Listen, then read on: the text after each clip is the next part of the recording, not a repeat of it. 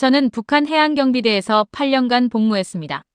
하지만 임신한 제가 선택할 수 있는 길은 하나뿐이었습니다. 한탈북 여군이 밝힌 충격적 고백. 그녀는 임신한 몸으로 남자친구와 함께 작은 목선에 올라 동해바다를 건넜습니다. 순찰정의 추격을 피하고 거친 파도와 싸우며 사흘을 버텼죠. 그녀가 목숨을 걸고 지키려 한 것은 무엇이었을까요? 여러분의 구독과 좋아요 하나하나가 숨겨진 북한의 진실을 세상에 알리는 힘이 됩니다. 그 모든 것은 청진바다에서 시작되었습니다. 2009년 초여름이었어요. 함경북도 청진시 송평동, 제가 태어나고 자란 그 작은 바닷가 마을 이야기입니다. 여러분도 아시다시피 북쪽 바다는 참 차갑잖아요. 그래도 저는 그 바다가 좋았습니다. 어릴 적부터 아버지 따라 배를 탔거든요. 아버지는 어선선장이셨어요. 키 크시고 목소리 우렁찬 분이셨죠. 저를 무릎에 앉히고 배키를 잡게 해주시곤 했습니다. 미선아, 바다는 무서운 것이 아니라 존중해야 하는 거란다. 그 말씀을 지금도 기억해요. 파도 소리, 갈매기 울음소리, 그물 당기는 소리. 그게 제 어린 시절 전부였습니다. 그런데 제가 16살 되던 해 아버지가 바다에서 돌아오지 못하셨어요. 풍랑을 만나셨대요. 어머니는 그날부터 식당에서 일하시며 저와 오빠를 키우셨습니다. 우리 집은 가난했지만 그래도 바다가 있어서 좋았어요. 아버지가 계신 것 같았으니까요. 21살 때 저는 군대에 갔습니다. 북에서는 여자들도 군대에 가거든요. 우리 집 형편에 군대라도 가야 배급이라도 받을 수 있었으니까요. 배정받은 곳이 청진항만경비대였어요. 고향 바다를 지키는 일이었죠. 해안초소에서 망원경으로 바다를 보는 게 제 일이었습니다. 군복무 8년차가 되던 해였어요. 저는 이미 하사 계급장을 달고 있었습니다. 초소 근무는 힘들었지만 익숙했어요. 새벽 4시에 일어나 6시까지 초소에 서고 낮에는 사상학습을 하고 저녁에는 또 초소에 서는 생활. 그게 제 일상이었습니다. 그해 5월이었던 것 같아요. 초소 근무를 마치고 내려오는데 선착장에서 익숙한 목소리가 들렸습니다. 미선아, 잠깐만 기다려봐라. 최 영감님이었어요. 올해 68이신 영감님은 우리 아버지하고 30년을 같이 고기 잡으러 다니신 분이에요. 아버지가 돌아가신 후에도 명절 때마다 우리 집에 몰래 물고기를 갖다 주시곤 했죠. 당에 걸리면 자본주의 사상이라고 혼나는데도요. 영감님, 왜 그러세요? 이것 좀 가져가거라. 어제 잡은 명태란다. 검은 비닐봉지를 제 손에 쥐어주시는 영감님 손이 거칠었어요. 평생 바다에서 사신 분의 손이었죠. 영감님, 이러시면 안 되는데. 제가 군인인데 이런 거 받으면. 됐어. 내 아버지 생각해서 그러는 거야. 너 어릴 때 내가 얼마나 업고 다녔는데. 영감님 눈빛이 왠지 슬퍼 보였어요. 영감님한테도 아들이 하나 있었는데 3년 전에 두만강 건너다가 총 맞아 돌아가셨거든요. 탈북하려다가요. 그 일 이후로 영감님은 더 말이 없어지셨어요. 그냥 혼자 배 타고 바다에 나가시는 게 전부였습니다. 영감님 고맙습니다. 어머니가 좋아하시겠어요. 그래. 내 아버지 닮았구나. 착하게 살아라 미선아. 영감님이 제 머리를 한번 쓰다듬으시고는 배 쪽으로 돌아서셨어요. 뒷모습이 참 외로워 보였습니다. 내 아들도 너만 했었는데 하시는 작은 중얼거림이 바람에 실려 들렸어요. 그날 저녁 집에 돌아가는 길에 장마당을 지나쳤습니다. 우리는 그걸 시장이라고 안 부르고 장마당이라고 불렀어요. 그곳에서 사람들이 쌀이며 옥수수며 옷이며 별걸 다 팔았죠.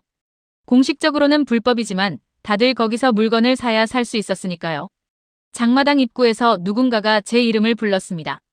박미선 동무. 돌아보니 철수였어요. 김철수. 우리 동네에서 같이 자란 소꿉친구였죠. 키가 크고 어깨가 넓은 그렇지만 눈웃음이 착한 그 사람. 저보다 2살 많았고 군수물자관리부대에서 상사로 일하고 있었습니다. 철수야. 오늘 휴가야? 응, 잠깐 나왔어. 어머니 약 좀 사러. 철수 어머니는 몇 해 전부터 몸이 편찮으셨어요. 기침을 심하게 하시는데 약을 구하기가 하늘의 별 따기였죠. 병원에 가도 약이 없다고 했으니까요. 어머니 많이 안 좋으시구나? 응. 요새 밤마다 기침을 하셔서 잠도 못 주무시고. 내가 뭐라도 해드려야 하는데. 철수 얼굴이 수심에 가득했어요. 효자였거든요. 돌아가신 아버지 대신 어머니와 2 남동생을 먹여 살리려고 얼마나 애쓰는지 다들 알았어요. 우리는 장마당 옆 골목에서 잠시 이야기를 나눴습니다. 사실은 그때 제가 철수한테 할 말이 있었어요. 아주 중요한 말이요. 철수야, 저기. 나 할 말이 있어. 응? 뭔데? 주변을 둘러보고 목소리를 낮췄습니다. 북에서는 아무 말이나 함부로 하면 안 되거든요. 어디서 누가 듣고 있을지 모르니까요. 나, 아기가 생긴 것 같아. 철수가 눈이 휘둥그레졌어요. 정말? 확실해? 응. 2달 넘게 안 나오고 자꾸 토할 것 같고 그래. 우리는 비공식 부부였어요. 군인끼리 결혼하려면 상부 허가를 받아야 하는데 그게 얼마나 힘든지 아세요? 그래서 그냥 둘이서만 알고 지내는 거였죠. 철수네 어머니와 우리 어머니는 아셨지만요. 철수가 제 손을 꼭 잡았습니다. 미선아, 걱정하지 마. 내가 잘할게. 우리 꼭 잘 살자. 그 순간만큼은 행복했어요. 뱃속에 새 생명이 있다는 게, 그리고 철수가 있다는 게. 우리가 가난해도 배급이 없어도 이렇게 사랑하는 사람이 있고 아이가 생긴다면 견딜 수 있을 것 같았습니다. 하지만 그때의 저는 몰랐어요. 우리 앞에 얼마나 큰 시련이 기다리고 있는지. 그리고 그 시련이 우리를 죽음의 바다로 내몰게 될 줄은요. 그날 밤 초소에 다시 올라가면서 저는 동해 바다를 바라봤습니다. 달빛에 반짝이는 검은 바다. 아버지가 돌아가신 그 바다. 그리고 언젠가는 제가 건너가게 될 그 바다였습니다. 아버지, 저 어떻게 하면 좋을까요? 이 아이를 지킬 수 있을까요? 바람만이 대답 없이 제 뺨을 스쳤습니다. 멀리서 파도 소리가 들려왔어요. 철썩, 철썩. 마치 대답은 내가 찾아야 한다고 말하는 것 같았습니다. 그때는 몰랐어요. 불과 2달 후 저와 철수가 목숨을 걸고 저 바다를 건너게 될 거라는 걸. 그리고 최영감님의 낡은 배가 우리의 생명줄이 될 거라는 걸요. 2009년 5월의 청진 바다는 그렇게 평온했습니다. 폭풍전야의 고요함이었죠. 그로부터 보름쯤 지났을 때였습니다. 초소 근무를 마치고 집으로 돌아가는데 동네 아주머니 한 분이 제 팔을 잡아 끌었어요. 얼굴이 새하얗게 질려 있었습니다. 미선아, 큰일 났어. 철수가 보위부에 불려갔대. 그 말을 듣는 순간 제 다리에 힘이 쭉 빠지는 것 같았어요. 보위부요? 여러분, 보위부가 뭔지 아세요? 북한의 비밀경찰 같은 곳이에요. 한번 그 사람들 손에 잡혀가면 살아나오기 힘들다는 그곳 말입니다. 무슨 일이에요? 철수가 뭘 잘못했다는 거예요? 모르겠어. 그냥 오늘 아침에 검은 차가 와서 데려갔다는데. 어쩌면 좋아. 철수네 어머니가 지금 울고 계셔. 저는 그 길로 철수네 집으로 달려갔습니다. 우리 동네 끝자락, 낡은 단층 집이었어요. 문을 열고 들어가니 철수 어머니가 방바닥에 주저앉아 울고 계셨습니다. 2 남동생도 겁에 질린 얼굴로 구석에 웅크리고 있었고요. 어머니, 저예요, 미선이에요. 무슨 일이에요? 어머니는 제 손을 붙잡고 오열하셨어요. 미선아, 우리 철수가 군대 물자를 빼돌렸다는 거야. 장마당에 팔았다고. 보위부에서 사상성이 불량하다고. 가슴이 철렁 내려앉았습니다. 군대 물자 횡령. 그건 북에서는 엄청난 죄예요. 자칫하면 인민교화소, 그러니까 정치범 수용소에 들어갈 수도 있는 일이었습니다. 어머니, 철수가 정말 그랬어요? 어머니가 고개를 끄덕이셨어요. 쌀이었어. 군대 창고에서 쌀 20kg을 빼내서 장마당에 팔았대. 그 돈으로 내 약을 사려고. 미선아, 다 나 때문이야. 내가 병만 안 났어도. 어머니는 자책하며 계속 울었습니다. 저는 어머니를 꼭 안아드렸어요. 손이 얼마나 떨리던지요. 사실 저도 알고 있었어요. 요 몇 달 동안 철수가 얼마나 힘들어했는지. 어머니 약값은 계속 오르고 남동생들은 배고프다고 울고 배급은 나오지 않고. 철수 월급이라는 게 한 달에 북한 돈으로 3,000원인데 그걸로는 쌀 1kg도 못 사는 세상이었거든요. 그날 저녁 철수가 집으로 돌아왔습니다. 하지만 얼굴이 완전히 달라져 있었어요. 눈가에 멍이 들어 있었고 입술이 터져서 피가 배어 있었습니다. 철수야. 제가 달려가자 철수가 쓴웃음을 지었어요. 미선아. 미안해. 나 큰일 났어. 우리는 집 뒤편 작은 텃밭으로 나갔습니다. 아무도 듣지 못하게요. 철수가 떨리는 목소리로 말했습니다. 보위부에서 사흘 뒤에 정식 조사에 들어간대. 그러면 나 교화소 5년은 각오해야 할 거야. 5년? 그게 무슨. 미선아, 교화소가 어떤 곳인지 알잖아. 거기 들어가면 살아서 못 나와. 굶어 죽거나 얻어맞아 죽거나. 철수 눈에서 눈물이 흘러내렸어요. 제가 철수를 안아줬습니다. 우리 둘 다 한참을 울었어요. 철수야, 어떡하면 좋아? 우리 아기는 어떡하고. 미안해, 미선아. 정말 미안해. 나 때문에. 너까지. 그때였어요. 갑자기 머릿속에 아버지 목소리가 들렸습니다. 미선아, 바다는 무서운 것이 아니라 존중해야 하는 거란다. 그리고 파도 소리가 들리는 것 같았어요. 철썩, 철썩. 저는 철수 손을 꼭 잡았습니다. 철수야, 여기서 이렇게 당하고만 있을 거야? 그럼 어떡해? 도망가. 어디로? 두만강, 압록강. 거긴 초소마다 군인들이 지키고 있어. 잡히면 총살이야. 바다. 뭐? 바다로 나가는 거야. 배를 타고. 철수가 제 얼굴을 멍하니 바라봤어요. 미선아, 너 정신 나갔어? 동해 바다를 배 타고 건너. 그게 가능할 것 같아? 풍랑 만나면 죽는 거고 순찰정 만나면 총 맞아 죽는 거야. 그리고 무엇보다. 배가 어디 있어? 저는 잠시 망설였습니다. 그리고 말했어요. 최영감님. 최영감님. 우리 아버지 친구였던 그분 말이야. 배를 가지고 계셔. 낡긴 하지만 엔진 달린 목선이야. 철수가 고개를 저었습니다. 안 돼. 그분까지 연루시킬 수는 없어. 너 모르냐? 연좌제. 우리 때문에 그분까지 잡혀가면 어떡해? 그럼 이대로 내가 죽는 걸 보고만 있으란 말이야? 우리 아기는? 이 아기는 어떡하고? 제 목소리가 커졌어요. 화가 나서가 아니라 절박해서요. 철수가 한참을 고민했습니다. 하늘을 올려다보며 긴 한숨을 쉬었어요. 미선아. 솔직히 나도 무서워. 교화소 가는 것도 무섭고 바다로 나가는 것도 무섭고. 하지만 그것보다 더 무서운 건 너랑 우리 아기를 두고 가는 거야. 저는 철수를 꼭 껴안았습니다. 뱃속에 아기도 느껴지는 것 같았어요. 다음 날 저는 최 영감님을 찾아갔습니다. 영감님은 배 위에서 그물을 손질하고 계셨어요. 제가 다가가자 반갑게 웃으셨습니다. 오, 미선이 왔구나. 오늘은 무슨 일이냐? 저는 한참을 말을 못했어요. 그냥 배를 멍하니 바라봤습니다. 낡고 작은 목선이었어요. 페인트가 벗겨지고 녹슨 부분도 있었지만 엔진은 달려 있었어요. 영감님, 더 부탁 하나만 드려도 될까요? 영감님이 고개를 갸웃하셨습니다. 부탁? 무슨 부탁? 저는 고개를 숙였습니다. 차마 얼굴을 들 수가 없었어요. 영감님, 배를 저희한테 빌려주실 수 있으세요? 그 말을 하고 나니 눈물이 쏟아졌습니다. 영감님이 놀라서 그물을 놓으셨어요. 미선아, 무슨 소리야? 배를 왜? 저는 모든 걸 말씀드렸어요. 철수 이야기, 보위부 이야기, 교화소 이야기.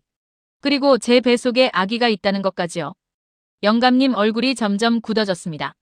한참을 아무 말 없이 바다만 바라보시더니 이렇게 말씀하셨어요. 세상이 미쳤구나. 굶주린 어미 먹이려고 한 게 죄가 되는 세상이라니. 영감님, 저희 어떻게 하면 좋을까요?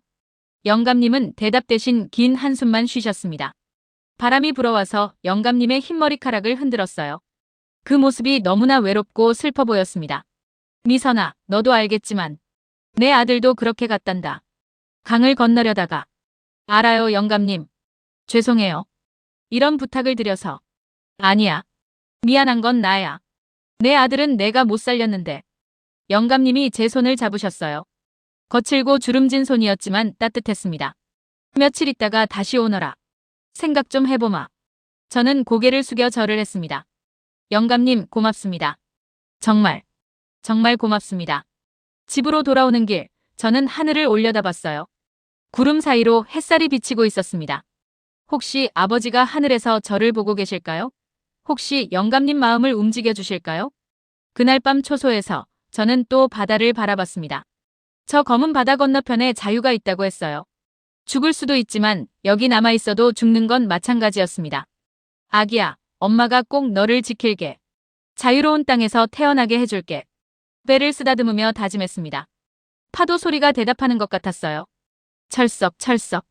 마치 용기를 내라고 말하는 것처럼요. 사흘 후면 철수는 정식 조사를 받게 됩니다. 그 전에 우리는 결정해야 했어요. 여기서 죽을 것인가, 바다에서 자유를 찾을 것인가. 이틀이 지났습니다. 철수의 정식 조사까지 이제 하루밖에 남지 않았어요. 저는 그 이틀 동안 거의 잠을 자지 못했습니다. 초소에 서 있어도 바다만 멍하니 바라봤고 집에 와서도 천장만 쳐다봤어요. 최 영감님은 아직 답을 주지 않으셨거든요. 영감님이 거절하시면 어떡하지? 당연히 거절하실 거야. 자기 배를 빌려줬다가 들키면 영감님도 끝이잖아. 내가 너무 무리한 부탁을 한 거야. 그런 생각이 머릿속을 떠나지 않았습니다. 하지만 다른 방법이 없었어요. 철수는 내일이면 끌려갈 거고 저는 이 아기를 지켜야 했어요. 셋째 날 새벽이었습니다. 초소 근무를 마치고 내려오는데 최 영감님이 부두에 서 계셨어요. 평소보다 일찍 나오신 거였죠. 저를 보시자마자 손짓을 하셨습니다. 미선아, 이리 와봐라. 저는 뛰어갔습니다. 영감님 얼굴을 보는 순간 알았어요. 밤새 한숨도 못 주무신 것 같았거든요. 눈이 충혈되어 있었고 얼굴엔 깊은 주름이 더 깊게 파여 있었습니다. 영감님. 영감님이 저를 배 쪽으로 데려가셨어요. 아무도 없는 곳이었어요. 그리고 낮은 목소리로 말씀하셨습니다. 미선아, 내가 이틀 동안 생각을 많이 했다. 솔직히 말하면 무섭다. 너희한테 배를 빌려줬다가 들키면 나도 끝이야. 알지? 연좌제. 내 조카들도 있고 친척들도 있어. 제 가슴이 철렁 내려앉았습니다. 거절하시는 거구나. 당연한 거였어요. 영감님, 알아요. 제가 너무 무리한 부탁을. 그런데 영감님이 제 말을 끊으셨어요. 그런데 말이다. 네. 내 아들 생각이 자꾸 나더구나. 그 아이도 너희처럼 살고 싶어서 강을 건넜던 거야. 그런데 나는 그 아이를 못 살렸어. 아무것도 해주지 못했지. 영감님 눈에 눈물이 고였습니다. 저는 가슴이 먹먹해졌어요. 그래서 밤새 생각했어. 이번에도 가만히 있으면, 이번에도 젊은이들이 죽어가는 걸 보고만 있으면 나는 평생 후회하며 살 것 같더라고. 영감님, 미선아, 내 배를 가져가거라. 그 말을 듣는 순간 제 눈에서 눈물이 쏟아졌습니다. 무릎을 꿇고 영감님 앞에 엎드렸어요. 영감님, 고맙습니다. 정말, 정말 고맙습니다. 일어나, 일어나. 절은 무슨 절이냐? 영감님이 저를 일으켜 세우셨어요. 그러고는 제 어깨를 꼭 잡으셨습니다. 잘 들어라, 미선아. 나는 이 배가 도난당했다고 신고할 거야. 너희 이름은 절대 되지 않을 거고. 알겠지? 네, 영감님. 그리고 만약 너희가 잡히더라도 내 이름은 절대 말하지 마라. 나는 아무것도 몰랐던 거야. 알겠냐? 네, 영감님. 약속드릴게요. 영감님이 배를 쓰다듬으셨어요. 오래된 목선이었지만 영감님한테는 평생의 동반자 같은 거였겠죠. 이 배가 나를 먹여 살렸는데 이제는 너희를 살려줘야겠구나. 그날 저녁 저는 철수를 만났습니다. 동네 뒷산 공동묘지였어요. 사람들 눈을 피하려면 거기밖에 없었거든요. 철수야, 영감님이 배를 빌려주시기로 하셨어. 철수가 멍한 얼굴로 저를 바라봤습니다. 정말? 진짜로? 응. 내일 밤에 출발하는 거야. 내일 밤? 응. 모레 낮에 내가 조사받으러 가잖아. 그럼 늦어. 내일 밤 11시, 보름달이 뜨는 밤이야. 조수도 빠지는 시간이고. 저는 이미 다 계획을 세워뒀었어요. 아버지한테 배운 게 있었거든요. 조수 시간, 바람 방향, 별자리 보는 법. 어릴 때는 그냥 재미로 배웠는데 이제 그게 우리 목숨을 살릴 지식이 될 줄이야. 철수가 제 손을 잡았습니다. 미선아, 솔직히 말할게. 나 무서워. 엄청 무서워. 나도 무서워, 철수야. 바다에서 죽을 수도 있잖아.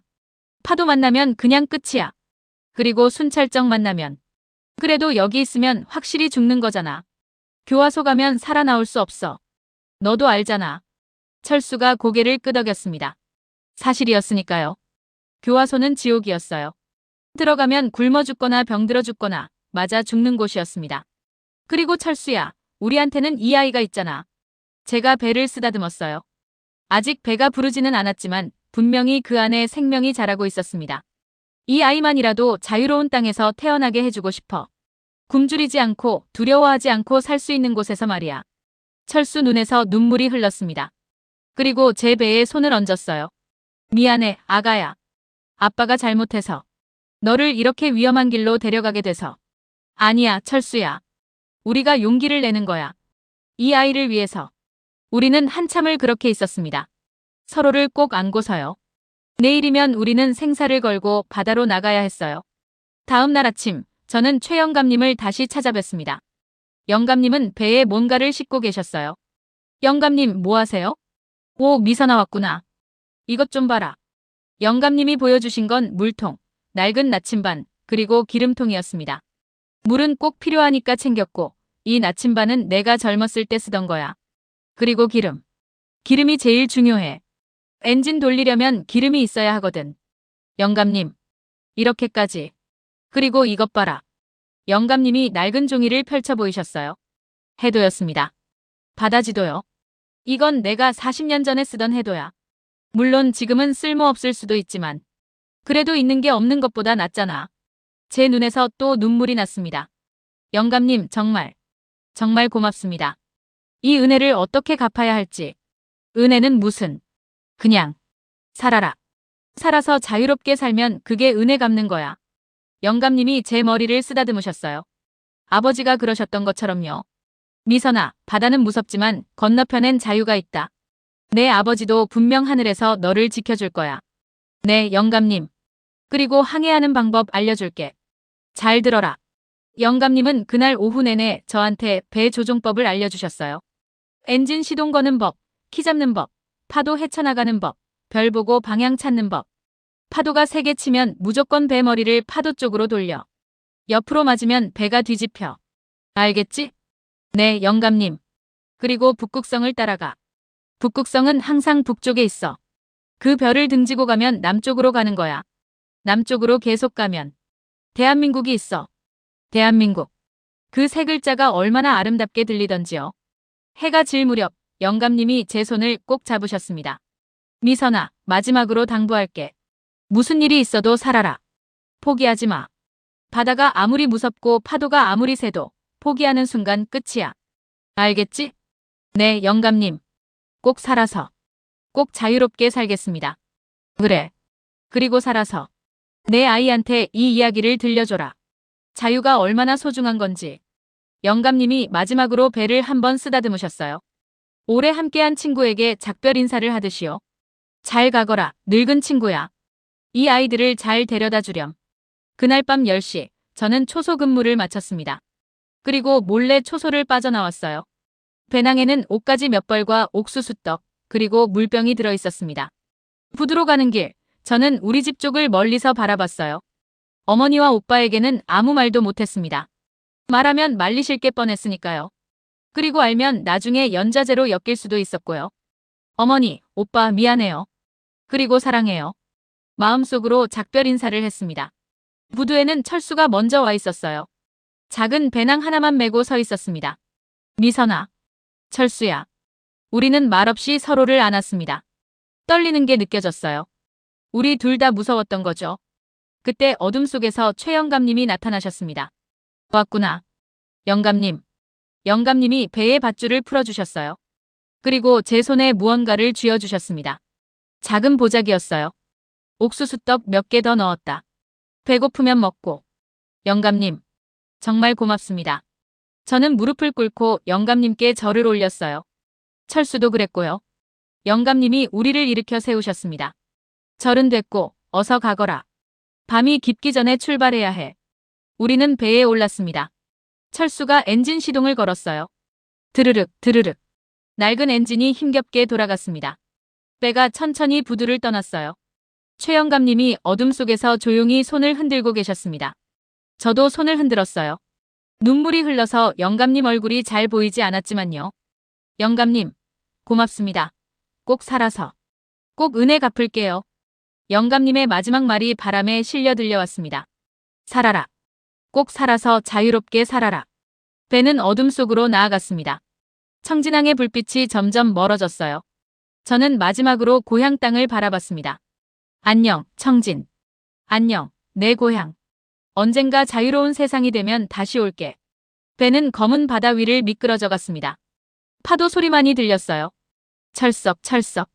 우리의 생사를 건 항해가 시작되었습니다. 배가 청진항을 완전히 벗어난 건 밤 11시 반쯤이었습니다. 뒤를 돌아보니 육지의 불빛이 아주 작게 보였어요. 마치 성냥불처럼요. 앞을 보니 캄캄한 바다뿐이었습니다. 달빛에 반짝이는 검은 물결만이 끝없이 펼쳐져 있었어요. 철수가 키를 잡고 있었고 저는 나침반을 보고 있었습니다. 나침반 바늘이 떨리면서 북쪽을 가리키고 있었어요. 철수야, 조금 더 오른쪽으로. 이쪽? 응, 그래. 남쪽으로 가야 해. 배는 천천히 남쪽으로 방향을 틀었습니다. 엔진 소리만이 밤 공기를 가르며 울렸어요. 드르륵, 드르륵. 낡은 엔진이었지만 다행히 잘 돌아가고 있었습니다. 처음 30분은 비교적 평온했어요. 파도가 있긴 했지만 크지 않았고 바람도 그렇게 세지 않았습니다. 저는 속으로 생각했어요. 생각보다 괜찮네. 이 정도면 우리 해낼 수 있을 것 같아. 하지만 그건 착각이었습니다. 자정이 넘어갈 무렵 갑자기 파도가 거세지기 시작했어요. 배가 심하게 흔들렸습니다. 미선아, 파도가 너무 세. 영감님이 뭐라고 하셨지? 빼머리를 파도 쪽으로. 철수가 키를 힘껏 돌렸어요. 배가 파도를 정면으로 받으며 올라갔다가 쿵 하고 내려왔습니다. 물보라가 우리를 적셨어요. 으악. 제가 비명을 질렀어요. 너무 무서웠거든요. 배가 뒤집힐 것 같았습니다. 미선아, 괜찮아? 응. 응. 하지만 괜찮지 않았어요. 속이 울렁거렸고 온몸이 떨렸습니다. 차가운 바닷물에 젖어서 추웠고요. 담요. 담요 덮어. 철수가 소리쳤어요. 저는 영감님이 주신 담요를 꺼내서 몸에 둘렀습니다.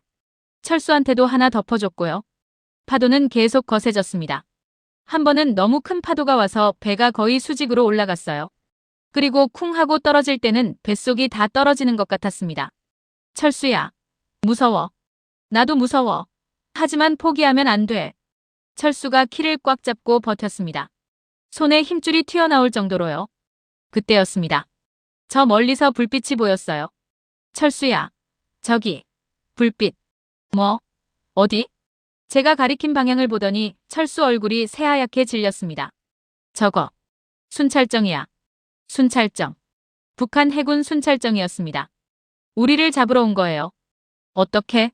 어떻게? 엔진 꺼. 뭐? 엔진 소리 들으면 찾아낼 거야. 어서. 철수가 엔진을 껐습니다. 갑자기 조용해졌어요. 파도 소리와 바람 소리만 들렸습니다. 순찰정의 불빛이 점점 가까워졌어요. 서치라이트가 바다를 훑고 있었습니다. 저는 철수 손을 꽉 잡았어요. 우리 둘 다 숨도 제대로 쉬지 못했습니다. 제발, 제발 우리를 발견하지 마. 저는 속으로 기도했어요. 하늘에 계신 아버지한테, 그리고 하느님한테요. 서치라이트가 우리 배에서 불과 50m쯤 떨어진 곳을 비췄습니다. 너무 가까웠어요. 조금만 더 이쪽으로 왔으면 우리를 발견했을 거예요. 그런데 다행히도 순찰정은 방향을 틀어서 왼쪽으로 가기 시작했습니다. 아마 다른 곳을 수색하는 것 같았어요. 우리는 한참을 그렇게 숨죽이고 있었습니다. 순찰정의 불빛이 완전히 사라질 때까지요. 10분쯤 지났을까요? 더 이상 불빛이 보이지 않았어요. 후. 철수가 긴 한숨을 쉬었습니다. 살았다. 진짜 죽는 줄 알았어. 나도. 제 심장이 너무 빨리 뛰어서 터질 것 같았어요. 엔진 다시 켜자. 빨리 여기서 벗어나야 해. 철수가 다시 시동을 걸었습니다. 드르륵 드르륵. 처음엔 시동이 안 걸렸어요. 왜 안 걸려? 모르겠어. 젖어서 그런가? 제발. 제발 걸려라. 철수가 계속 시도했습니다. 5번째인가 6번째에 드디어 엔진이 켜졌어요. 됐다. 됐어. 우리는 다시 남쪽으로 향했습니다. 하지만 파도는 여전히 거셌어요. 배가 계속 흔들렸습니다. 1시간쯤 더 갔을까요? 갑자기 철수가 제 이름을 불렀어요. 미선아, 별 좀 봐. 북극성 보여? 저는 고개를 들어 하늘을 봤습니다. 구름이 좀 걷혀서 별들이 보였어요. 북두칠성이 보였고 거기서 5배 정도 떨어진 곳에 밝은 별이 하나 있었습니다. 저게 북극성이야. 정말? 확실해? 응. 영감님이 알려주신 대로야. 북두칠성 국자 끝에서 5배 떨어진 곳. 그럼 우리가 제대로 가고 있는 거네. 철수가 안도의 한숨을 쉬었어요. 우리는 북극성을 등지고 계속 남쪽으로 향했습니다. 새벽 2시쯤 됐을 거예요. 파도가 조금 잠잠해졌습니다. 저는 그제야 좀 숨을 쉴 수 있었어요. 철수야, 물 좀 줘. 철수가 물통을 건넸어요. 저는 조금만 마셨습니다. 물을 아껴야 했으니까요. 배고프지? 응. 근데 속이 울렁거려서 못 먹겠어. 나도. 멀미하는 것 같아. 우리는 그냥 서로 기대고 앉아 있었어요. 담요를 같이 덮고요. 미선아. 응? 우리. 정말 살 수 있을까? 철수 목소리가 떨렸어요. 무서운 거였죠. 살 수 있어. 꼭 살 거야. 우리한테는 이야기가 있잖아. 제가 배를 쓰다듬었어요. 아직 배가 많이 나오지는 않았지만 분명히 그 안에 생명이 있었습니다. 아기야, 엄마 아빠가 너를 꼭 지킬게. 자유로운 땅에서 태어나게 해줄게. 철수가 제 손을 잡았습니다. 미선아, 미안해. 나 때문에 너까지 이런 고생을. 아니야. 우리 선택이야. 우리 함께 선택한 거잖아. 고마워. 너 같은 사람을 만나서 정말 다행이야. 우리는 한참을 그렇게 있었습니다. 파도 소리를 들으며요. 새벽 3시쯤 또 위기가 찾아왔습니다. 엔진에서 이상한 소리가 나기 시작한 거예요. 미선아, 엔진 소리 좀 이상하지 않아? 응. 뭔가 딱딱거리는 소리 나는 것 같아. 걱정이 됐어요. 엔진이 고장나면 우리는 끝이었으니까요. 기름은 충분해. 철수가 기름통을 확인했어요. 응, 아직 반 이상 남았어. 근데 엔진이 좀 딱딱딱 이상한 소리가 계속 났습니다. 제발, 제발 고장나지 마. 우리는 기도하는 수밖에 없었어요. 다행히 엔진은 계속 돌아갔습니다. 소리는 좀 이상했지만요. 새벽 4시가 됐습니다. 동쪽 하늘이 조금씩 밝아지기 시작했어요. 여러분, 그 순간이 얼마나 아름다웠는지 아세요? 밤새 죽을 고비를 넘기고 본 새벽은 이 세상에서 가장 아름다운 광경이었습니다. 미선아, 해가 뜬다. 응. 우리 살았어. 밤을 넘겼어. 태양이 수평선 너머로 떠오르기 시작했습니다. 황금빛 햇살이 검은 바다를 비췄어요. 바다가 반짝반짝 빛났습니다. 저는 뒤를 돌아봤어요. 북쪽을 봤습니다. 육지는 전혀 보이지 않았어요. 우리는 북한 해역을 완전히 벗어난 것 같았습니다. 철수야, 우리 해냈어. 북한을 벗어났어. 정말? 응. 뒤에 아무것도 안 보여. 철수가 울기 시작했어요. 저도 울었습니다. 우리는 서로를 껴안고 울었어요. 고생했어, 철수야. 너도 고생했어, 미선아. 너 아니었으면 나 진작 포기했을 거야. 우리 함께니까 해낸 거야. 하지만 기뻐하기엔 아직 이르다는 걸 곧 알게 됐습니다. 우리 앞에는 아직도 망망대해가 펼쳐져 있었으니까요. 미선아, 나침반 좀 봐. 우리 제대로 가고 있는 거 맞지? 저는 나침반을 확인했어요. 바늘이 북쪽을 가리키고 있었습니다. 맞아. 우리 남쪽으로 가고 있어. 근데 얼마나 더 가야 하는 거지? 대한민국이 얼마나 멀어? 모르겠어. 영감님도 정확히는 모르신다고 하셨잖아. 사실 우리는 계획 같은 게 없었어요. 그냥 남쪽으로 계속 가다 보면 대한민국이 나올 거라고 믿는 것뿐이었습니다. 일단 계속 가자. 멈추면 안 돼. 그래. 영감님이 뭐라고 하셨지? 포기하는 순간 끝이라고. 우리는 다시 키를 잡았습니다. 태양이 점점 높이 올라갔어요. 날씨는 다행히 맑았습니다. 배는 계속 남쪽으로 나아갔습니다. 엔진은 여전히 이상한 소리를 냈지만 다행히 멈추지는 않았어요. 아버지, 최영감님, 저희를 지켜주세요. 조금만 더 버티게 해주세요. 저는 계속 기도했습니다. 그리고 뱃속의 아기한테도 말했어요. 아가야, 조금만 참아. 우리 곧 자유로운 땅에 닿을 거야. 거기서 너는 행복하게 살 수 있어. 배고프지 않고 무섭지 않게 살 수 있어. 바다는 끝이 없었습니다. 하지만 우리는 계속 나아갔어요. 포기하지 않고요. 탈출의 첫 번째 밤이 그렇게 지나갔습니다. 첫날 낮이 밝았습니다. 사방이 온통 바다였어요. 어디를 봐도 물. 하늘과 바다가 만나는 수평선만 보였습니다. 육지는 어디에도 보이지 않았어요. 철수야, 물 좀. 응. 철수가 물통을 건넸어요. 저는 입만 축일 정도로만 마셨습니다. 물을 아껴야 했으니까요. 우리한테 있는 물은 영감님이 주신 통 하나뿐이었거든요. 너도 마셔. 응. 철수도 조금만 마셨어요. 우리는 서로 눈빛만 봐도 알았습니다. 물이 떨어지면 죽는다는 걸요. 아침 8시쯤 배고픔이 밀려왔어요. 밤새 한 입도 못 먹었거든요. 옥수수떡 먹을까? 응, 조금만. 영감님이 싸주신 옥수수떡을 꺼냈어요. 딱딱하게 굳어 있었지만 그래도 귀한 음식이었습니다. 저는 작은 조각 하나를 먹었어요. 철수도 한 조각만 먹었고요. 많이 배고프지? 응. 근데 참아야지. 언제 구조될지 모르니까. 우리는 음식을 아껴야 했어요. 영감님이 준 옥수수떡과 마른 오징어가 전부였으니까요. 낮 12시쯤 됐을 때 해가 뜨겁게 내리쬐기 시작했습니다. 여러분, 바다 한가운데서 받는 햇빛이 얼마나 뜨거운지 아세요? 그늘이 하나도 없어요. 머리가 지끈거렸고 목이 말랐습니다. 더워 죽겠어. 철수가 중얼거렸어요. 얼굴이 벌겋게 달아올라 있었습니다. 담요로 머리 가려. 그래. 우리는 영감님이 주신 담요를 머리 위에 걸쳤어요. 조금은 나아졌지만 여전히 더웠습니다. 오후 2시쯤 철수가 갑자기 배 밖으로 몸을 내밀었어요. 으액. 토하는 거였어요. 철수야, 괜찮아? 미안. 멀미하는 것 같아. 철수 얼굴이 창백했어요. 입술도 바짝 말라 있었고요. 물 마셔. 토하면 물 마셔야 해. 아니야. 물 아껴야 해. 나는 괜찮아. 안 돼. 너 쓰러지면 어떡해. 마셔. 제가 물통을 철수 입에 댔어요. 철수가 조금 마셨습니다. 고마워, 미선아. 천만에. 우리 서로 챙겨야지. 오후 4시쯤 저도 토하기 시작했어요. 배가 계속 흔들리니까 속이 너무 울렁거렸거든요. 게다가 임신한 몸이라 더 심했어요. 으획. 미선아. 철수가 제 등을 쓰다듬어 줬어요. 괜찮아. 괜찮아. 하지만 괜찮지 않았어요. 머리는 어지럽고 몸은 후들거렸습니다. 뱃속 아기도 걱정됐고요. 아기야, 미안해. 엄마가 너를 이렇게 힘들게 해서. 배를 쓰다듬으며 속으로 말했어요. 해가 지기 시작했습니다. 우리의 두 번째 밤이 다가오고 있었어요. 철수야, 별 보여? 응, 저기. 북두칠성. 북극성은? 잘 안 보여.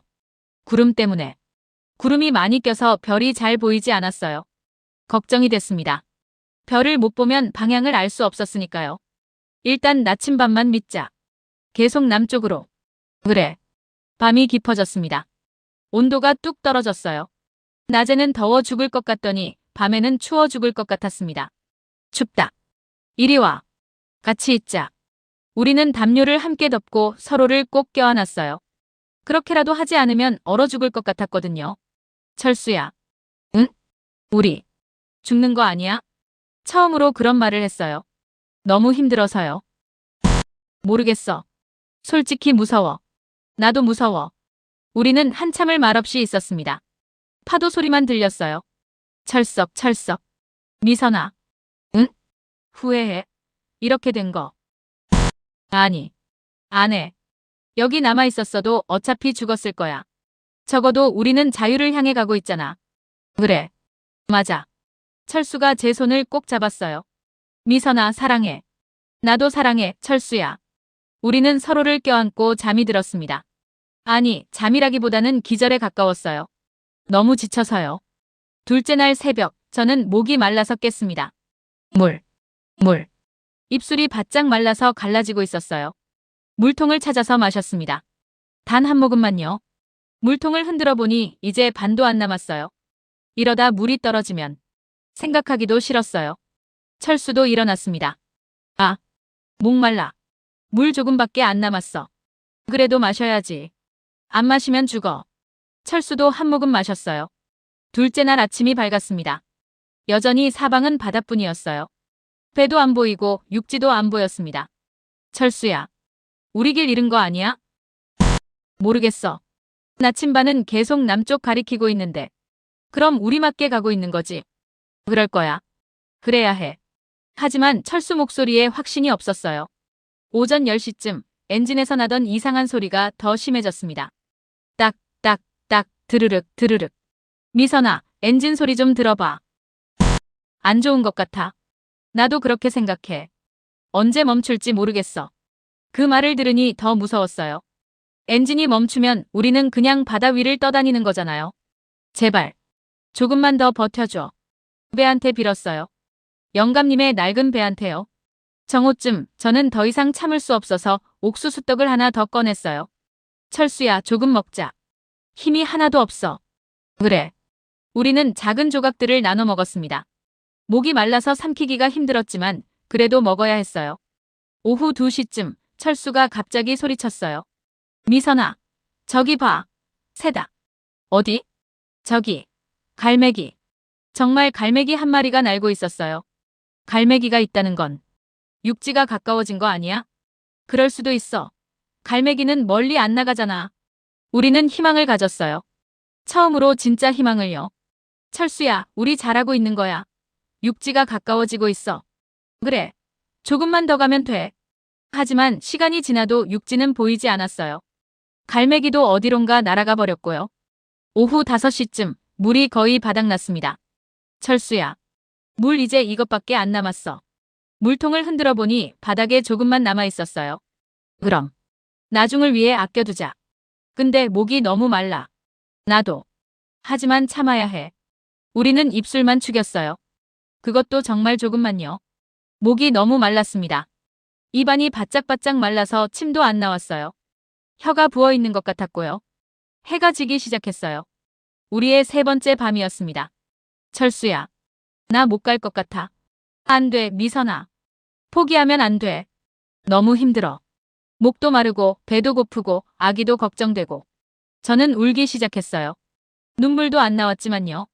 물기가 하나도 없었거든요. 철수가 저를 꼭 안아줬어요. 미선아, 영감님이 뭐라고 하셨지? 포기하는 순간 끝이라고. 우리 포기하면 안 돼. 아직 살아있잖아.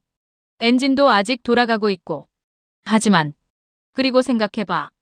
우리가 여기까지 왔잖아. 순찰정도 피했고 큰 파도도 이겨냈잖아. 조금만 더 가면 돼. 철수 말이 맞았어요.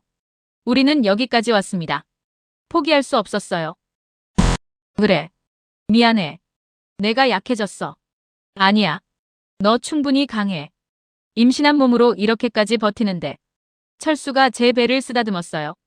아기야, 엄마 아빠가 너를 꼭 살려줄게. 조금만 참아. 곧 자유로운 땅에 닿을 거야.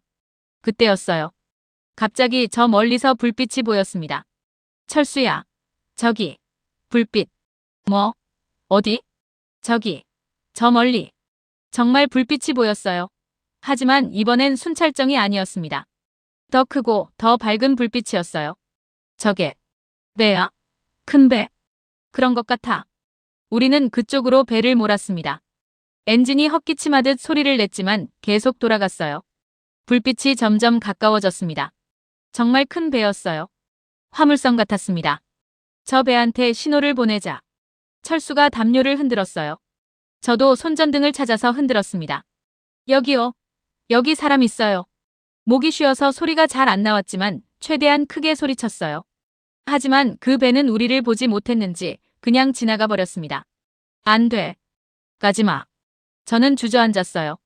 희망이 사라지는 것 같았거든요. 미선아, 괜찮아. 배가 있다는 건 항로가 있다는 거야. 여기가 맞는 길이야. 정말? 응. 우리 제대로 가고 있어. 조금만 더 가면 분명 다른 배도 만날 거야. 철수 말에 힘을 얻었어요. 우리는 다시 남쪽으로 향했습니다. 밤이 깊어졌어요. 별이 보였습니다. 북극성도 보였고요. 철수야, 북극성 보여. 우리 맞게 가고 있어. 그래, 잘하고 있어. 우리는 서로를 격려하며 계속 나아갔습니다. 물은 거의 없었고 음식도 얼마 안 남았지만 희망은 있었어요. 영감님이 말씀하셨던 게 생각났어요. 바다가 아무리 무섭고 파도가 아무리 세도 포기하는 순간 끝이야. 우리는 포기하지 않았습니다. 계속 나아갔어요. 아버지, 영감님, 제발 저희를 지켜주세요. 조금만 더. 조금만 더요. 기도하며 배를 몰았습니다. 엔진은 여전히 이상한 소리를 냈지만 멈추지 않았어요. 마치 우리를 꼭 살려주고 싶다는 듯이요. 망망대해 위에 작은 배 한 척. 그 안에 탄 젊은 남녀. 그리고 아직 태어나지 않은 작은 생명. 우리는 자유를 향해 계속 나아갔습니다. 셋째 날 새벽이었습니다. 저는 의식이 흐릿했어요.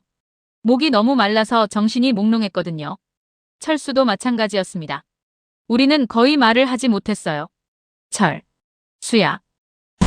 응. 그것뿐이었어요. 더 이상 말할 힘도 없었습니다. 엔진은 여전히 돌아가고 있었어요. 딱, 딱, 드르륵. 이상한 소리를 내면서도 멈추지 않았습니다. 마치 영감님이 하늘에서 배를 밀어주시는 것 같았어요. 조금만 더. 저는 의식이 끊어질 것 같았어요. 눈앞이 흐릿하게 보였고 귓가에서는 이상한 소리가 들렸습니다. 그때였어요. 미선아. 저기. 철수가 힘없는 목소리로 뭔가를 가리켰어요. 저는 고개를 들었습니다. 눈을 떠보니 저 멀리 흰색 배가 보였어요. 큰 배. 그 배는 우리 쪽으로 오고 있었습니다. 빠르게요. 저 배. 뭐야? 철수가 중얼거렸어요. 저도 잘 보이지 않았습니다. 눈이 침침해서요. 배가 점점 가까워졌어요. 그리고 확성기 소리가 들렸습니다. 저기 작은 배. 대한민국 해양경찰입니다. 움직이지 마세요. 대한민국. 그 세 글자를 들은 순간 저는 정신이 번쩍 들었어요. 대한민국? 우리는 서로를 바라봤습니다. 그리고 동시에 울음을 터뜨렸어요. 살았어. 우리 살았어. 대한민국이야. 대한민국. 해경배가 우리 옆에 딱 붙었습니다. 하얀 배에 태극기가 펄럭이고 있었어요. 그 태극기를 보는 순간 저는 정말 살았다는 걸 알았습니다. 괜찮으세요? 몇 분이세요? 해경 대원들이 우리 배로 내려왔어요. 젊은 남자 대원 2명이었습니다. 두 명이요? 저희. 북에서 왔어요. 철수가 떨리는 목소리로 말했어요. 북한에서 오셨어요? 탈북자분들이시군요. 일단 배로 올라오세요. 치료부터 받으셔야겠어요. 대원들이 저를 먼저 들어 올렸어요. 저는 힘이 하나도 없어서 걷지도 못했거든요. 해경배에 올라가니 다른 대원들이 기다리고 있었어요. 한 분이 물을 주셨습니다. 천천히 드세요. 급하게 마시면 안 돼요. 저는 물을 한 모금 마셨어요. 그 물이 얼마나 달던지요. 평생 마셔본 물 중에 제일 맛있었습니다. 철수도 배에 올라왔어요. 철수도 물을 받아 마셨습니다. 북한 어디서 오셨어요? 청진이요. 함경북도 청진. 청진에서 배 타고 여기까지 오셨어요? 대단하시네요. 여기가 동해안에서 약 50km 떨어진 곳이에요. 50km. 우리는 50km를 바다로 건너온 거였어요. 며칠 동안 바다에 계셨어요? 사흘이요. 밤낮으로. 사흘이나. 정말 대단하십니다. 물이랑 음식은 있으셨어요? 조금. 한 대원이 저를 자세히 보더니 깜짝 놀랐어요. 혹시 임신하셨어요? 네. 석 달쯤. 세상에. 임신한 몸으로 사흘을 바다에서. 지금 당장 병원 가셔야겠어요. 대원들이 바빠지기 시작했습니다. 저한테 담요를 덮어주고 간단한 응급처치를 해줬어요. 아기는 괜찮을까요? 제가 떨리는 목소리로 물었어요. 일단 병원 가서 검사해봐야 알겠지만 지금 보기엔 어머니가 의식도 있으시고 대화도 가능하시니까 괜찮을 거예요. 해경배는 빠르게 육지로 향했습니다. 저는 창밖을 봤어요. 저 멀리 육지가 보이기 시작했습니다. 산이 보였어요. 건물들도 보였고요. 저게 대한민국이에요? 네, 저기가 속초입니다. 곧 도착해요. 속초. 대한민국 속초. 자유로운 땅이었습니다. 철수가 제 손을 꼭 잡았어요. 미선아, 우리 해냈어. 응. 우리 해냈어. 우리는 서로를 껴안고 울었습니다. 해경 대원들도 눈시울을 붉혔어요. 30분쯤 지나서 배가 항구에 도착했습니다. 구급차가 기다리고 있었어요. 저는 들것에 실려서 구급차에 탔습니다. 철수도 옆 들것에 실렸고요. 병원으로 갑니다. 조금만 참으세요. 구급차가 출발했어요. 사이렌 소리가 울렸습니다. 삐뽀삐뽀. 창밖으로 대한민국 거리가 보였어요. 자동차들이 다니고 사람들이 걷고 가게들이 줄지어 있었습니다. 간판들이 반짝반짝 빛났어요. 여기가 정말 대한민국이구나. 철수가 창밖을 보며 중얼거렸어요. 병원에 도착했습니다. 의사 선생님들과 간호사 선생님들이 우리를 맞아줬어요. 탈북자분들이시죠? 일단 검사부터 할게요. 저는 검사실로 옮겨졌어요. 초음파 검사를 받았습니다. 아기는 괜찮아요? 떨리는 목소리로 물었어요. 의사 선생님이 화면을 보시더니 미소를 지으셨습니다. 아기 심장 소리 잘 들리네요. 건강해요. 정말요? 네. 기적이에요, 정말. 임신한 몸으로 사흘을 바다에서 버티셨는데 아기가 무사하다니. 저는 그 말을 듣고 펑펑 울었습니다. 고마워요, 아기야. 잘 버텨줘서. 배를 쓰다듬으며 울었어요. 치료를 받은 후 저는 철수와 같은 병실에 입원했습니다. 깨끗한 하얀 침대에 누워서 링거를 맞았어요. 철수야. 응? 우리. 정말 살았어. 응. 정말로. 창밖을 보니 파란 하늘이 보였어요. 북한에서 보던 하늘과 똑같은 하늘이었지만 왠지 더 밝아 보였습니다. 그날 오후 국정원 분들이 오셨어요. 조사를 받아야 한다고 했습니다. 탈북 동기가 뭐예요? 한 분이 물으셨어요. 철수가 대답했습니다. 저는 군대 물자를 장마당에 팔았다고 보위부에 잡혀갈 처지였습니다. 인민교화소에 가면 죽는 거라서. 그래서 도망쳤습니다. 그럼 부인분은? 제가 대답했어요. 저는 철수를 사랑했고 뱃속에 아이가 있었어요. 이 아이를 자유로운 땅에서 낳고 싶었습니다. 국정원 분이 고개를 끄덕이셨어요. 배는 어떻게 구하셨어요? 청진의 한 어부 할아버님이 빌려주셨어요. 그분 성함은? 저는 잠시 망설였어요. 영감님이 뭐라고 하셨죠? 절대 이름을 대지 말라고. 죄송하지만 말씀드릴 수 없어요. 그분한테 피해가 갈까봐요. 국정원분이 이해한다는 듯 고개를 끄덕이셨습니다. 알겠습니다. 그분을 지키시려는 거군요. 좋습니다. 조사는 2시간 정도 걸렸어요. 다 끝나고 나서 한 분이 말씀하셨습니다. 두 분 정말 대단하십니다. 임신한 몸으로, 그것도 목선으로 50km를 항해하다니. 기적이에요. 최 영감님 덕분이에요. 저는 속으로 말했어요. 영감님이 없었으면 우리는 여기 오지 못했을 거예요. 저녁 때 간호사 선생님이 밥을 가져다 주셨어요. 흰 쌀밥에 국, 반찬들이었습니다. 여기서는 매일 이렇게 먹어요? 철수가 놀라서 물었어요. 네, 병원 식사예요. 간호사 선생님이 웃으며 말씀하셨어요. 저는 숟가락을 들었어요. 떨리는 손으로 밥을 한 숟갈 떠서 입에 넣었습니다. 맛있어. 눈물이 났어요. 이렇게 맛있는 밥은 태어나서 처음 먹어봤습니다. 철수도 울면서 밥을 먹었어요. 미선아, 여기는 천국인가 봐. 응. 자유로운 나라야. 우리는 울면서 밥을 먹었습니다. 밤이 됐어요. 저는 침대에 누워서 창밖을 봤습니다. 속초 시내의 불빛들이 반짝이고 있었어요. 영감님, 저희 살았어요. 영감님 덕분에 살았어요. 고맙습니다. 정말 고맙습니다. 마음속으로 영감님께 감사 인사를 드렸어요. 아버지, 저 해냈어요. 바다를 건넜어요. 이제 자유예요. 아버지한테도 말했습니다. 철수가 제 손을 잡았어요. 미선아. 응? 우리 아이 태어나면 이름 뭐라고 지을까? 영감님이 뭐라고 하셨지? 자유자를 쓰라고. 그래. 자유. 여자아이면 하늘 하자에 자유유자 써서 하유는 어때? 하유. 좋아. 하늘처럼 자유롭게 자라라는 뜻이네. 응. 그리고 만약 남자아이면 하늘 하자에 날 비자 써서 합의. 합의. 그것도 좋아. 우리는 배를 쓰다듬었어요. 아가야, 엄마 아빠가 너를 여기까지 데려왔어. 이제 너는 자유로운 땅에서 태어날 거야. 그날 밤 저는 처음으로 편안하게 잠들었습니다. 사흘 만에 처음으로요. 꿈속에서 아버지를 만났어요. 아버지가 웃고 계셨습니다. 잘했다, 미선아. 내가 자랑스럽구나.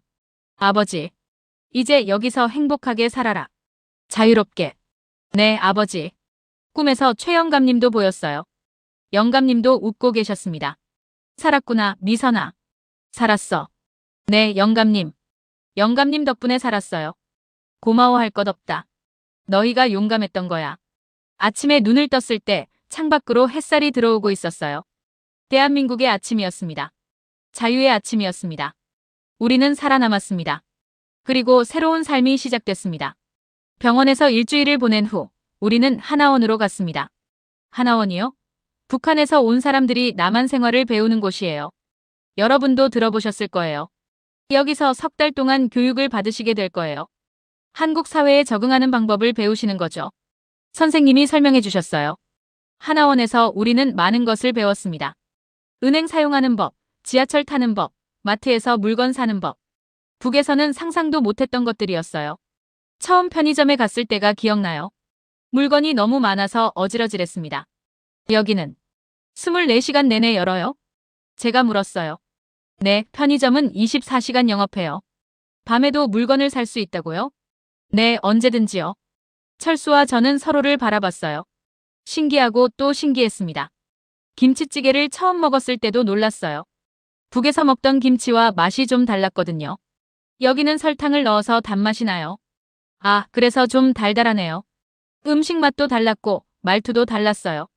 억양이 다르고 쓰는 단어도 좀 달랐습니다. 동무가 아니라 친구라고 해야 해요. 아, 네. 친구. 익숙해지기까지 시간이 걸렸습니다. 하나원에 있는 동안 저는 산부인과에 다니며 아기를 검진받았어요. 다행히 아기는 건강했습니다. 기적이에요, 정말. 그 고생을 하고도 아기가 튼튼하게 자라고 있어요. 의사 선생님이 말씀하셨어요. 선생님, 감사합니다. 배가 점점 불러왔어요. 사람들이 배를 보면 웃으며 말했습니다. 아이고, 태교를 정말 특별하게 하셨네요. 바다 태교라니. 우리도 웃었지만 그때를 생각하면 아직도 가슴이 철렁합니다. 2009년 12월 하나원 교육이 끝났습니다. 우리는 인천에 아파트를 배정받았어요. 작은 아파트였지만 우리한텐 궁정 같았습니다. 미선아, 여기가 우리 집이야. 우리 집. 철수가 감격해하며 말했어요. 응. 우리 집. 집에는 냉장고, TV, 세탁기가 있었어요. 북에서는 상상도 못했던 것들이었습니다. 이 기계가 옷을 빨아준다고. 네, 그냥 넣고 버튼만 누르면 돼요. 신기했어요. 이 나라는 정말 다른 세상 같았습니다. 2010년 2월 15일. 그날은 제 인생에서 가장 아름다운 날이었습니다. 제가 엄마가 된 날이에요. 으악, 아파. 진통이 왔어요. 철수가 부랴부랴 저를 병원에 데려갔습니다. 힘내요. 조금만 더. 간호사 선생님들이 격려해 주셨어요. 10시간의 진통 끝에 드디어 아기가 나왔습니다. 으앙, 으앙. 세상에서 가장 아름다운 울음소리였어요. 딸입니다. 건강한 딸이에요. 딸이요? 눈물이 쏟아졌어요. 간호사 선생님이 아기를 제 품에 안겨주셨습니다. 작고 빨간 아기였어요. 눈도 제대로 못 뜨고 작은 손을 꼭 쥐고 있었습니다. 안녕, 아가야. 엄마야. 엄마. 철수도 울고 있었어요. 우리 딸이야. 고마워, 미선아. 정말 고마워. 우리는 아기 이름을 하윤이라고 지었어요. 하늘처럼 자유롭게, 윤택하게 자라라는 뜻이었습니다. 하윤아, 너는 자유로운 나라에서 태어났어. 배고프지 않고 무섭지 않은 곳에서 자랄 거야. 하윤이를 안고 속삭였어요. 처음 몇 년은 정말 힘들었습니다. 철수는 공장에 취직했어요. 밤낮으로 일했습니다. 미선아, 힘들지? 내가 돈을 더 벌어야 하는데. 아니야. 우리 이렇게 살 수 있는 것만으로도 감사해. 저는 집에서 하윤이를 키우며 탈북민 상담 자원봉사를 했어요. 저처럼 막 남한에 온 사람들을 도와주는 일이었습니다. 처음엔 다들 힘들어요. 말투도 다르고 문화도 다르죠. 하지만 곧 익숙해져요. 제 경험을 나누며 그분들을 격려했습니다. 하윤이가 5살이 됐을 때였어요. 하윤이가 물었습니다. 엄마, 나는 왜 할머니 할아버지가 없어? 가슴이 아팠어요. 하윤아, 할머니 할아버지는 멀리 계셔. 얼마나 멀어? 아주 멀어. 비행기 타고도 갈 수 없는 곳이야. 왜요? 어떻게 설명해야 할까요? 5살짜리한테 분단을 어떻게 설명하죠? 하윤아, 우리나라는 원래 하나였는데 지금은 둘로 나뉘어 있어. 남쪽하고 북쪽. 엄마 아빠는 북쪽에서 왔고 할머니 할아버지는 아직 거기 계셔. 그럼 만나러 가면 되잖아요. 그게 안 돼, 하윤아. 지금은 안 돼. 왜요? 언젠가는 갈 수 있을 거야. 남과 북이 다시 하나가 되면. 언제요? 모르겠어. 하지만 엄마는 그날이 꼭 올 거라고 믿어. 밤마다 저는 기도했어요. 북에 계신 어머니와 오빠를 위해서요. 그리고 최영감님을 위해서요. 어머니, 건강하세요? 오빠는 잘 지내요? 영감님은 저 때문에 벌 받지는 않으셨겠죠? 뉴스를 볼 때마다 북한 소식에 귀를 기울였어요. 혹시 청진 이야기가 나오나, 혹시 우리 동네 이야기가 나오나. 가끔 꿈에서 고향이 보였어요. 청진 바다가 보이고 영감님이 보였습니다. 영감님, 미선아, 잘 살고 있구나. 네. 영감님 덕분에 잘 살고 있어요. 그래, 그거면 됐다. 나도 괜찮다. 걱정하지 마. 꿈에서 깨면 베개가 눈물로 젖어 있었습니다. 세월이 흘렀습니다. 하윤이는 초등학교에 들어갔어요. 엄마, 나 친구 생겼어. 정말? 잘했네, 우리 딸. 하윤이는 밝고 건강하게 자랐습니다. 북한 억양도 전혀 없었어요. 완전히 남한 아이처럼요. 하윤아, 엄마가 너한테 들려줄 이야기가 있어. 무슨 이야기? 너는 바다 건너 한 할아버지의 용기로 태어날 수 있었단다. 저는 하윤이한테 우리 이야기를 들려줬어요. 최영감님 이야기, 바다를 건넌 이야기, 그리고 자유가 얼마나 소중한지. 와, 정말 그랬어요? 응. 그래서 하윤아, 너는 자유가 얼마나 귀한 건지 알아야 해. 공짜로 얻은 게 아니야. 네, 엄마. 어느덧 15년이 흘렀습니다. 저는 지금 42이에요. 철수는 44이고요.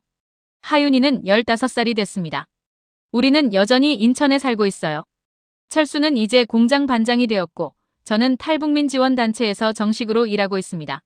매년 2월 15일 하윤이 생일날이면 우리는 바다에 갑니다. 인천 앞바다요. 거기서 최영감님을 향해 절을 올립니다. 영감님, 저희 가족 모두 건강합니다. 고맙습니다. 그리고 바다에 꽃을 띄워요. 영감님과 아버지를 위해서요.